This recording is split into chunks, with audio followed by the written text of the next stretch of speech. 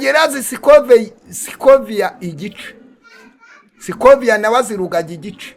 Muri bo hari wigeze nkana. Inde imfizi zirwa yubonye abanyembaraga barwana usi kurwaye malaria. No.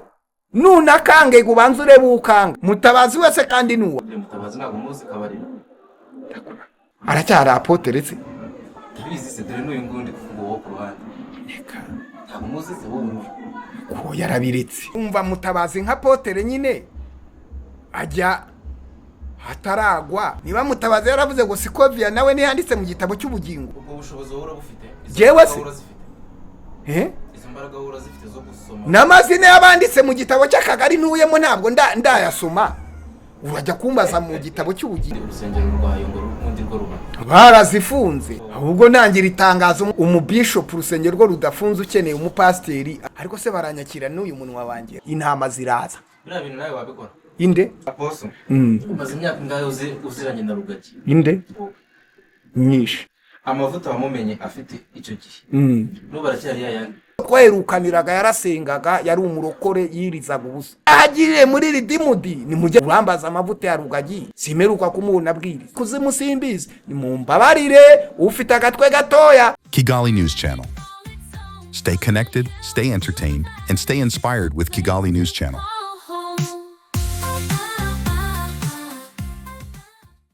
Ikaze wowe ukurikiye Kigali News Channel na The Vibe TV. Uyu munsi twahuje imirongo. Ikaze rero muri iki kiganiro tugiye kugirana na Apostle Yongwe Harerimana Joseph. Wow. Apostle tuguha ikaze. Murakoze. Kuri Kigali News Channel no kuri The Vibe TV. Namahoro. Namahoro turashima Imana. Apostle Yongwe uyu munsi ahagaze ate mu gakiza? Mu gakiza se ndakubitana ibipfusi simpusha. Ntubusha?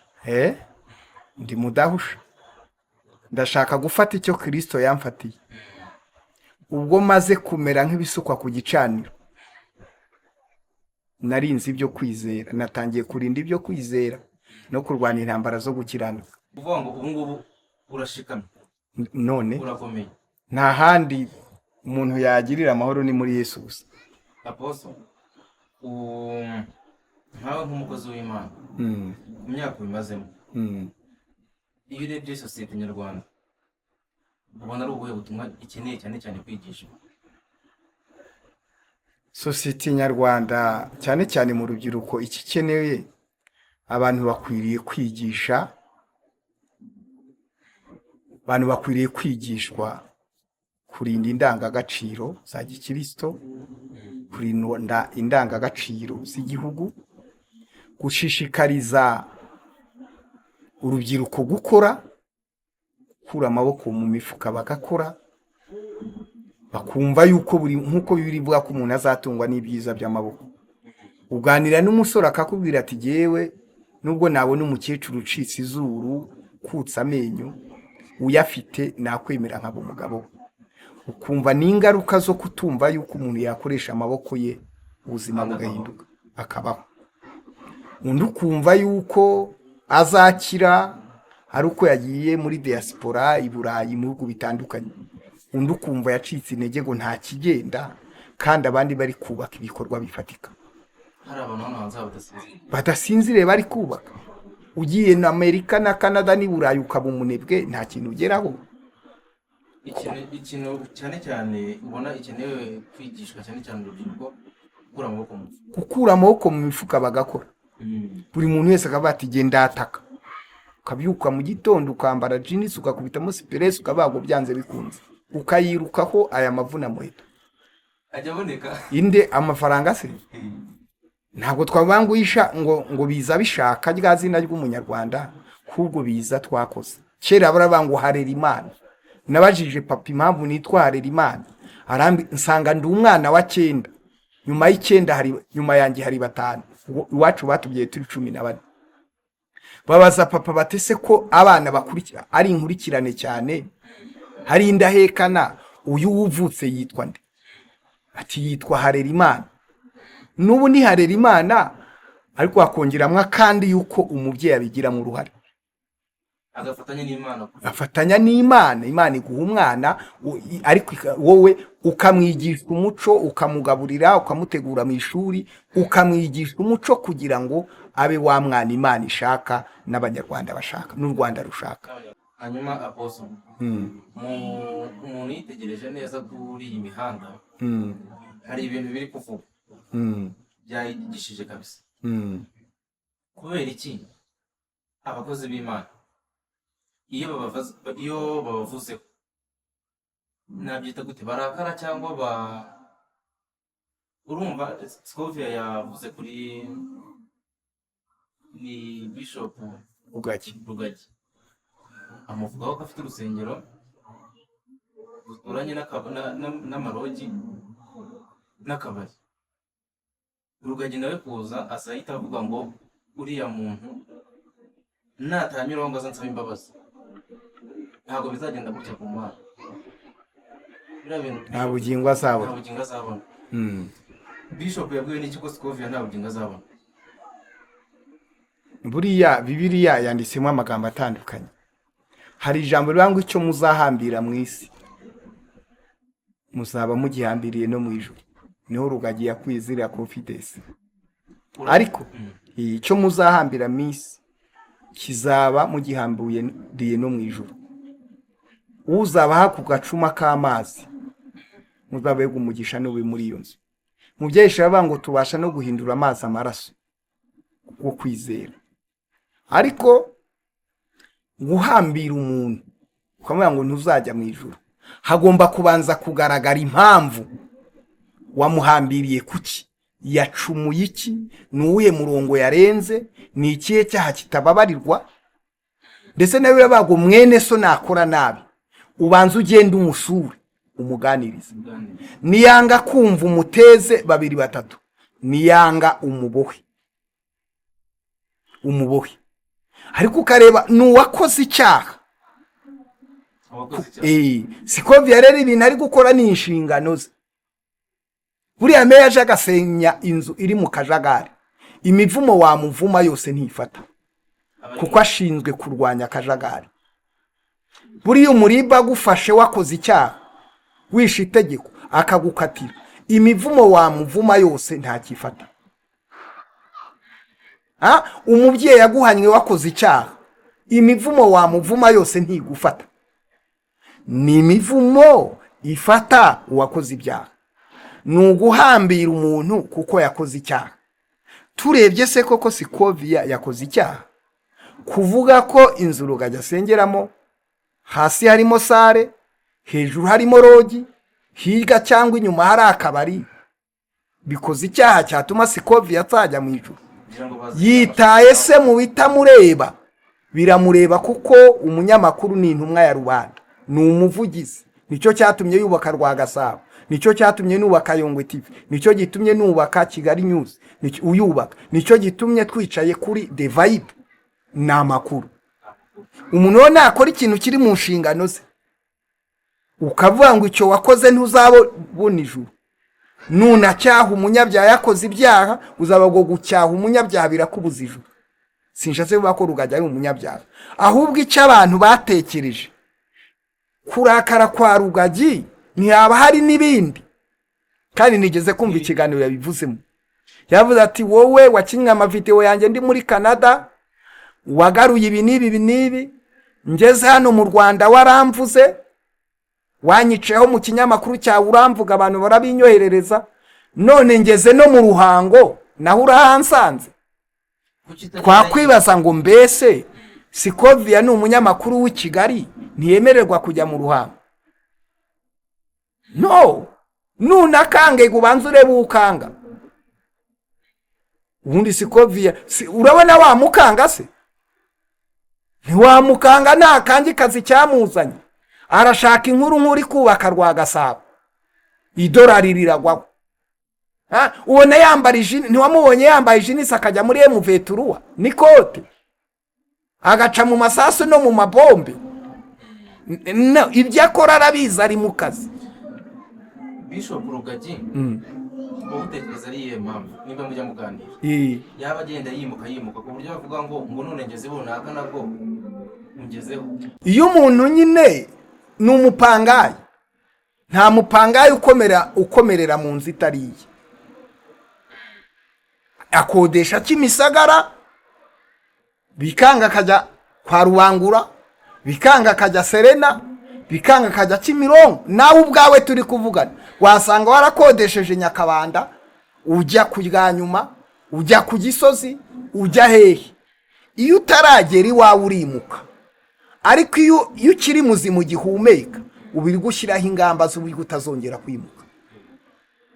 Ni umuntu rero, ni igihugu kiri mu nzira y'amajyambere, kiraharura imihanda, cyubaka ibibuga, ariko kinasaba inkunga, gikore cyane kugira ngo none ku munsi kizagira umunsi kitazagira uwo kisaba. Ibyo bintu Bishop Rugagi avugwaho bibaye n'ibyo yabaye yarabikoze. Ibihe?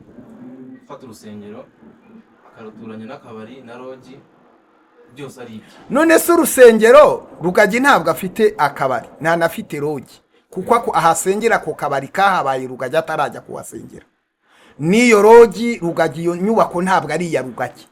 Rugagi yagiye akodesha, ahasanga inzu ya etaje irimo ibyo bintu, abona yashyiramo sare, agahamagara intama zari zimaze imyaka 4 zaranyanyagiye zo mu buhanguzi ko yari ahafite itorero, intama ziraza. Biriya bintu nawe wabikora? Inde? Hehe. Urusengero ukagenda ukarushyira, wafata sare wasengera ahantu hejuru ari akabari, hejuru ari rogi, hasi ari urusengero. Ahubwo se banyemereye nkashakaho ndushyira. Ega Yesu, none se Yesu ntiyavuye ahantu hera mu ijuru akaza mu isi nuko isa nabi gushaka abanyabyaha? Bishoboye ahubwo yagiye kwegera abo bakora rogi nabo banywa inzoga kugira ngo ababwiriza ababatize. Rugagi nta kosa yakoze. Inde? Rugagi nta kosa. Aho ubonye ubukode ushoboye gukodesha niho ukodesha. Kuki rero bamuvuzeho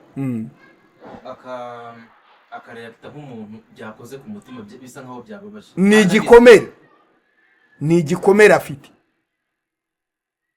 Rugagi yubatse itorero, igihugu cyose muramumenya kwa Rubangura, barahafunga kuko asengera atemewe n'amategeko. Udufaranga afite aragenda ashora muri Serena, amafaranga amushiraho. Arangije abonye byanze ajya Kimironko abonye byanze ategeye nimugoroba, yaragiye n'indege, yaragiye na moto, yaragiye na tagisi vatiri, amakuru sinyatanze ndayafite. Sibyo? Yagiye nk'ugiye guhaha. Iyo utagiye nk'uhunze amagambo n'igisebo, ugenda nk'ugiye guhaha. None yagiye guhaha agarutse, ndi kukubwira igikomere. Amafaranga agarukanye akodesha Kicukiro, arahatunganya, bataha ntiyemewe urusengero, yisubirira mu Ruhango ahoroheje, abona sare hejuru hari akabari, hasi hirya hari akabari, cyangwa imbere hejuru hari amarogi. Arahadekora kandi hasaga neza, hari VIP, yari yarahakoze harabaye VIP. Harangije ejo bundi bati rero nubwo wakora wahashyira izahabu, uruhimbi rwabizahabu, nta rusengero rubangikanya na rogi n'akabari, barahafunga. None se wagira ngo niyumva bamuvuga arakoma mu mashyi? Nanjye umunsi mwamvugaga na canu yawe waramvuze ndiho, ntabwo nakomye mu mashyi. Ahubwo iyo bakuvuga baravuza abandi ufunga umunwa. Iyo wavuze abandi ufunga umunwa, ni yicecekere nawe yavuze abandi. Apostle, umaze imyaka ingahe uziranye na Rugagi? Inde?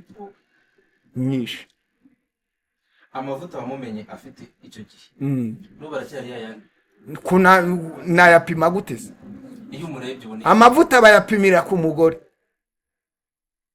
Yosefu umugore yaraje yasasha uburiri, ari umugore w'umwamikazi w'icegera cy'umwami, yisize ibihumura neza, yambara ubusa.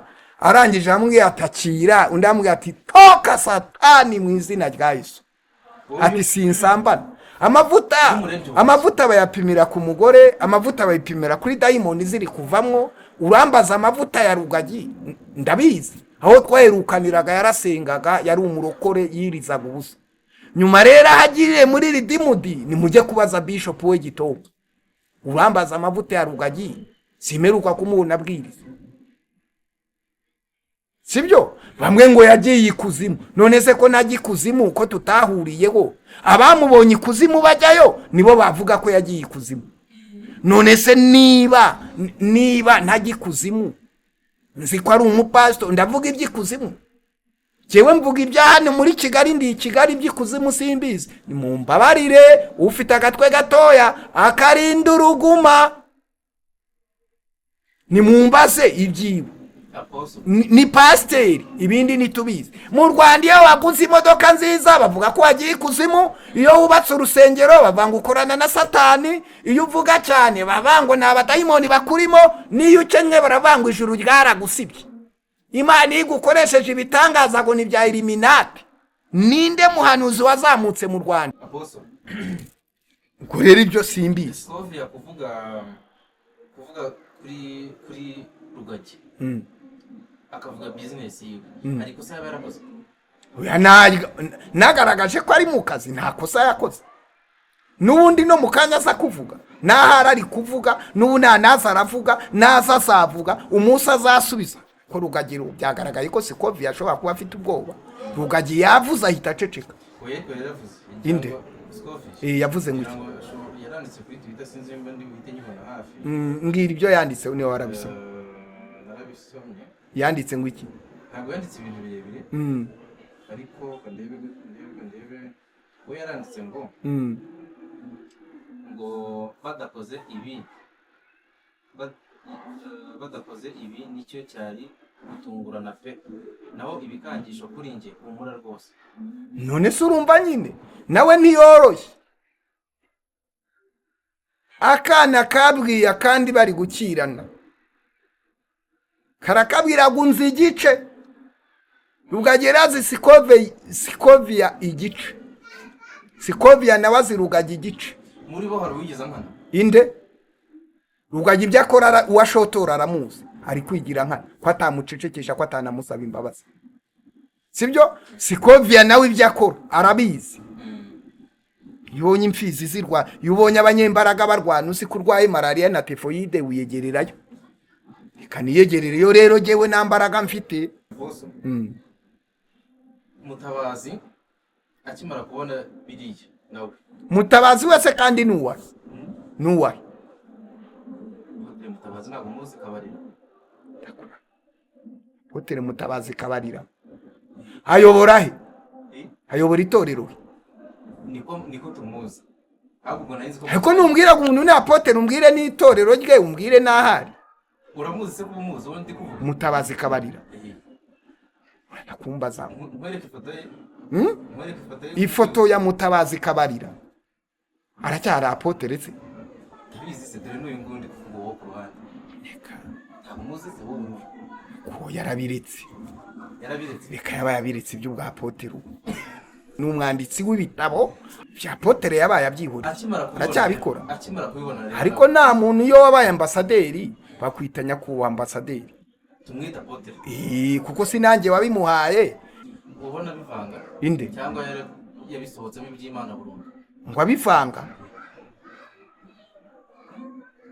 umuntu avanga ibyo afite nwese atabifite yabivanga umuntu avanga ibyo afite akimara rero ko nawe yaraje aravuga ngo Skovia nawe ntabwo yanditse mu gitabo cy'ubugingo ikibazo cyanjye umuntu abwirwa n'iki ko kanaka yanditse mu gitabo cy'ubugingo cyangwa ngo yatanditsemo bumva Mutabazi nka potere nyine ajya hataragwa yasomaga amazina y'abanditse mu gitabo cy'ubugingo Mutabazi uze kundebera nanjye ku izina ryanjye ryanditse mu gitabo cy'ubugingo kwaya makamera ninjira amatari kuyemo niba Mutabazi yaravuze ngo Skovia nawe niyanditse mu gitabo cy'ubugingo buriya Mutabazi nyine ajya asoma amazina y'abanditse mu gitabo cy'ubugingo Mutabazi uze kundebera ko n'iryanjye ririmo kuko ntiwamenya ko izina rya Skovia ritari mu gitabo cy'ubugingo utarasomye amazina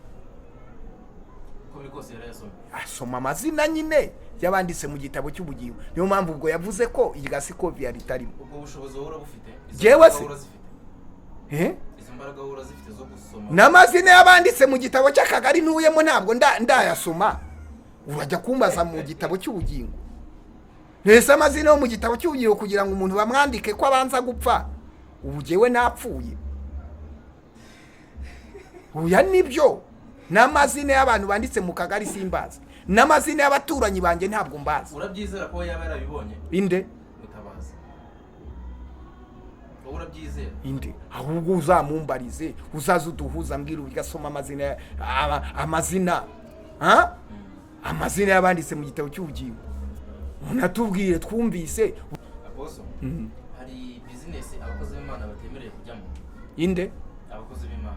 Pawulo yavuze ngo ibyari inyungu yanjye nabihinduye igihombo kubwo kugira ngo nsingire ubutunzi butagira akagero Kristo yamfatiye kuri wa munsi.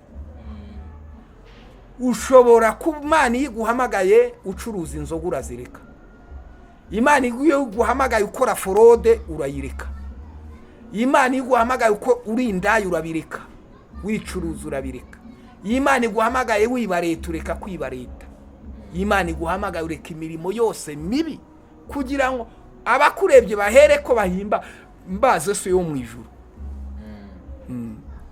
Aposo, tugana ku musozo. Wowe nkawe ubwawe ibikorwa byo gusenga, hari ibikorwa byihariye cyangwa by'amateraniro? Ese ubundi hari umuntu kare wigeze twari turi kuganira, ndi kumubwira ko turi buze kuza kubonana, arambaza ngo ubundi urusengero rwayo ngo ubundi rwo ruba barazifunze. Ahubwo nangira itangazo umupastori umubishop urusengero rwo rudafunze ukeneye umupasiteri anyakira. Ariko se baranyakira n'uyu munwa wangera, ariko ndi umuvuga butuma mwiza. Uracyari we? Jewe urumva impamvu yambajije gutyo yarikumbaza ngo ntabwo mperuka kumwumva pe. Ndi mu ndani ya Yesu na burudika, nguvu za Roho Mtakatifu zinashuka kwa ndani yangu. Aposo, inshingano zawe kuri imihanda ni izihe? Jewe ntabwo mfite inshingano zo ku mihanda. Inshingano kuri iyi mihanda zifite traffic ishinzwe ibinyamizigo. Umuhamagaro wawe ku mbuga nkoranyambaga wo n'ubuhe? Umuhamagaro wanjye ku mbuga nkoranyambaga kwiyubakira, ni ukubaka ikigo cyanjye kugira ngo kirusheho kumenyekana, ni business. Undi muhamagaro wanjye wa kabiri ni umurongo, social media ni umurongo Imana yampaye ushobora kubwiriza ubutumwa bwanjye, message ikagira hiryo ikagira kure. Ndi kuri The Vibe mbwiriza ubutumwa, ndi kuri Kigali News mbwiriza ubutumwa, ndi kuri Yongo TV mbwiriza ubutumwa, na za mbuga nkoranyambaga zose na za kamera banteraho. Ariko cyane cyane muri iryo bwiriza butumwa ubaka social media, ugakora ikiganiro abantu bakihana, n'amadolari akaza na views zikazamuka. Impamvu ubona abantu basaze ku muhanda hari ikirimo. Abantu babitangiyemo baseka, none biri kubaka ama etage.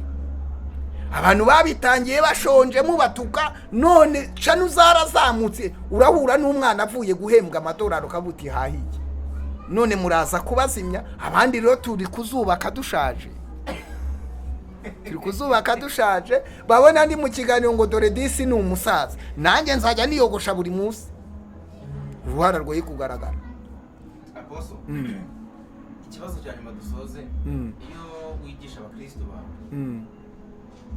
wowe ubabwira iki cyane cyane? Kuko urumva nk'umuntu ushobora kuba yarakurikiye nka Rugagi, sibyo, yarakurikiye nka Bishop ni Aposo Mutabazi, akumva nyine ko ari abantu bashobora gusa nkaho bashobora guca iteka ku muntu, bakamubwira ati wowe gutya ku Mana bigenze gutya n'utaza kunsaba imbabazi.